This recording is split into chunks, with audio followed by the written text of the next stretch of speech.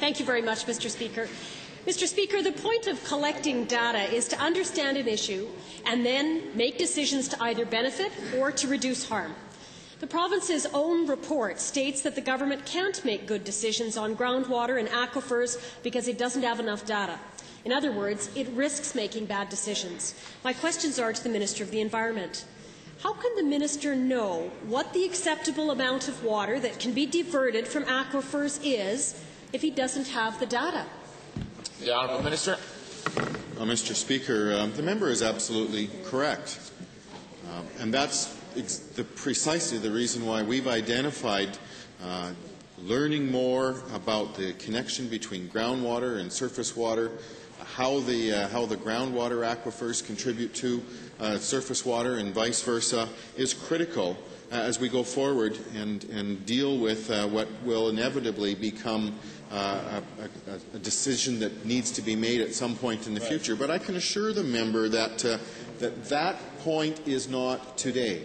We don't have the huge stress that we anticipate is going to come in the future, and at this point in time, there's plenty of time for us to gather the information, have that information in place so that we can make those appropriate decisions in the future. The Honourable Member. Thank you very much, Mr. Speaker. Back to the same minister. Why does the government consider damage to aquifers not relevant in situations where there are no other identified users in the immediate vicinity? The Honourable Minister. Well, I don't think I agree with the premise of the question. I'm not so sure where the member gets the idea that the government considers damage to aquifers not to be relevant. Frankly, Mr. Speaker, that's exactly the reason why we engage in the work that we do. Damage to anything clearly is relevant, Mr. Speaker. It's a question of determining what is the impact that we have on anything related to the environment, be it aquifers or be it surface areas, and determining what is an appropriate level of impact and what is the point at which that impact becomes something that we need to address. The Honourable Member. Well, I'll send the minister the quote. It's from government documents. Final question to the same minister. Is the sparse population in northern Alberta the reason why the government accepts high levels of risk in groundwater contamination when approving water allocations? The Honourable Minister. Mr. Speaker, there are various types of groundwater that we deal with.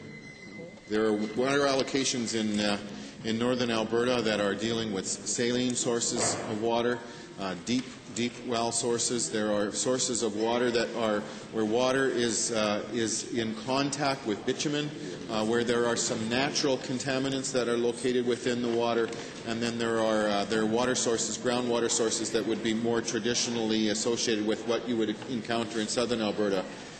Mr. Speaker, all of those various sources and realities have to be taken into consideration when making decisions with respect to allocation of groundwater.